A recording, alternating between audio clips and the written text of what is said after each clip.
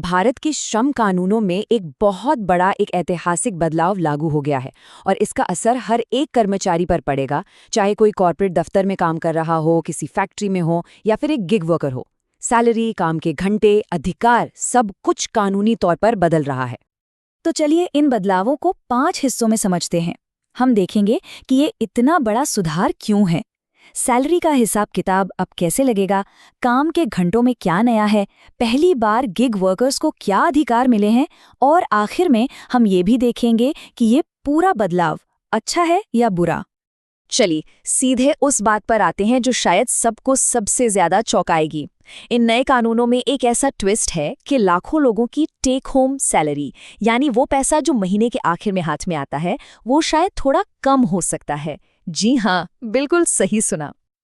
पर रुकिए, कहानी का एक दूसरा पहलू भी है। अगर हाथ में आने वाली सैलरी थोड़ी कम हो रही है तो लंबे समय के फायदे जैसे कि रिटायरमेंट की बचत वो काफी ज्यादा बढ़ने वाली है। तो सवाल ये है कि ये होगा कैसे। चलिए इसी को समझते हैं। तो सबसे पहले ये समझते हैं कि इस सुधार को इतना बड़ा क्यों कहा जा रहा है। असल में ये आज़ादी के बाद भारत का सबसे बड़ा लेबर लॉ रिफॉर्म है, जहां 29 से भी ज्यादा अलग अलग बिखरे हुए कानूनों को हटाकर सिर्फ 4 आसान कोर्स में बदल दिया गया है।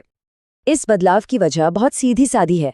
देखिए, पुरानी व्यवस्था में 29 से ज्यादा कानून थे जो बहुत ज्यादा जटिल थे, कई बार एक दूसरे से अलग भी थे और समय के साथ पुराने भी हो चुके थे। तो नई व्यवस्था का मकसद है एक आसान, आधुनिक और एक जैसा कानूनी ढांचा बनाना, जिससे कंपनियों के लिए भी नियमों को मानना आसान हो जाए। और ये हैं वो 4 नए कोड जो अब से भारत में सभी श्रम संबंधों की नींव बनेंगे। आज हम खास तौर पर वेतन और सामाजिक सुरक्षा पर बात करेंगे, लेकिन बाकी 2 कोड्स यानी काम की जगह पर सुरक्षा और हायरिंग फायरिंग के नियम वो भी उतने ही जरूरी हैं। चलिए अब आते हैं उस हिस्से पर जिसका असर हम सब पर सीधे सीधे पड़ता है, हमारी सैलरी। इन नए कोड्स ने वेतन या वेजेस शब्द की परिभाषा को ही बदल दिया है, जिससे सैलरी स्लिप का पूरा हिसाब किताब ही बदल जाएगा। तो सबसे बड़ा और सबसे जरूरी बदलाव यही है। नए नियम के मुताबिक अब से किसी भी कर्मचारी का मूल वेतन मतलब बेसिक पे उसकी टोटल सैलरी का कम से कम 50% होना ही चाहिए। आसान भाषा में कहें तो अब कंपनियां अलाउंसेस को सैलरी का बड़ा हिस्सा नहीं दिखा सकती। यहाँ देखिए कि बदलाव कितना बड़ा है। पहले अक्सर कंपनियां बेसिक पे को बस 30% के आसपास रखती थी और बाकी 70% भत्तों में दिखा देती थी। ऐसा क्यों? ताकि प्रोविडेंट फंड यानी पीएफ जैसी कटौतियां कम हो। लेकिन अब बेसिक पे कम से कम 50% होगा और भत्ते 50% से ज्यादा नहीं हो सकते। इस एक नियम से समझिए एक चेन रिएक्शन शुरू हो जाता है।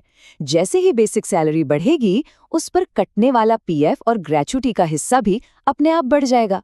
नतीजा, महीने के आखिर में हाथ में आने वाली सैलरी थोड़ी सी घट जाएगी, लेकिन भविष्य के लिए, रिटायरमेंट के लिए जमा होने वाला पैसा काफी ज्यादा बढ़ जाएगा। अच्छा, सैलरी की बात तो हो गई। अब आते हैं काम के घंटों पर। इन नए कोड्स में काम के समय और ओवरटाइम को लेकर भी कुछ बहुत ही दिलचस्प नियम लाए गए हैं। सोचिए, हफ्ते में सिर्फ 4 दिन काम कैसा रहेगा?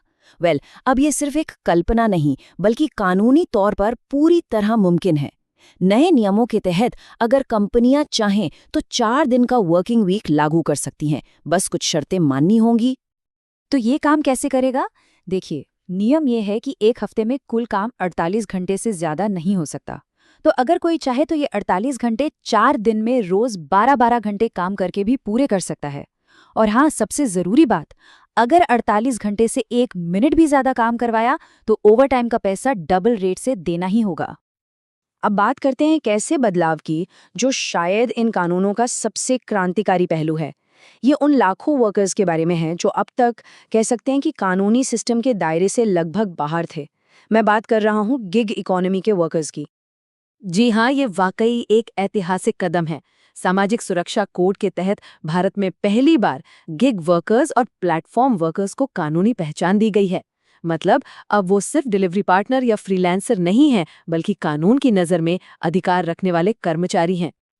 तो इस नए सुरक्षा कवच में कौन कौन आता है, इसमें फूड डिलीवरी पार्टनर्स जैसे गिग वर्कर्स, ऑनलाइन प्लेटफॉर्म पर काम करने वाले लोग, ठेके पर काम करने वाले मजदूर, कंस्ट्रक्शन वर्कर्स यानी असंगठित क्षेत्र का एक बहुत बड़ा हिस्सा अब इस दायरे में आ गया है, जिन्हें पहले कोई कानूनी सुरक्षा नहीं मिलती थी। तो सवाल ये है कि इन वर्कर्स को अब मिलेगा क्या? अब इन्हें भी बीमा, हेल्थ बेनिफिट्स, मैटरनिटी सपोर्ट और बुढ़ापे के लिए सुरक्षा जैसी जरूरी चीजें मिलेंगी। और एक बहुत बड़ी चीज, अब ये लोग भी कुछ शर्तों के साथ ग्रेच्युइटी के हकदार होंगे। ये पहले कभी मुमकिन नहीं था। तो हमने ये तो देख लिया कि क्या-क्या बदल रहा है, पर असल सवाल तो ये है कि ये जो बदलाव है, ये अच्छा है या बुरा? चलिए अब जरा सिक्के के दोनों पहलुओं को देखते हैं और इसका एक निष्पक्ष विश्लेषण करते हैं। तो देखिए, दोनों पक्ष साफ हैं। फायदों की बात करें तो 29 उलझे हुए कानूनों की जगह अब सिर्फ 4 सीधे कोड्स हैं, सबके लिए नियम एक जैसे हैं और गिग वर्कर्स को सुरक्षा मिली है। लेकिन चिंताएं भी अपनी जगह हैं, जैसे हाथ में आने वाली सैलरी का कम होना, 12 घंटे की लंबी शिफ्ट का ऑप्शन और एक बड़ा मुद्दा ये भी है कि 300 से कम कर्मचारियों वाली कंपनियों के लिए छंटनी थोड़ी आसान हो सकती है, जिससे जॉब सिक्योरिटी को लेकर कुछ सवाल उठते हैं। तो कुल मिलाकर ये सिर्फ कुछ नियमों का बदलना नहीं है, ये असल में भारत में कामकाज के एक बिल्कुल नए दौर, एक नए युग की शुरुआत है। तो चलिए फटाफट से एक बार फिर देख लेते हैं कि क्या-क्या बदला। सैलरी का स्ट्रक्चर बदल गया, जिससे पीएफ और ग्रेच्युटी बढ़ गए हैं। गिग वर्कर्स को पहली बार अधिकार मिले हैं। हफ्ते में 4 दिन काम करना अब मुमकिन है और वो 19 पुराने जटिल कानून अब वो इतिहास बन चुके हैं। और अब आखिर में एक सवाल, जैसे जैसे देश इस नए सिस्टम को अपनाएगा, इन सारे बदलावों में से सैलरी का नया नियम, गिग वर्कर्स के अधिकार या काम के नए घंटे, वो कौन सा एक बदलाव होगा जिसका असर सबसे ज्यादा और सबसे लंबे समय तक दिखेगा? इस पर सोचना वाकई दिलचस्प होगा।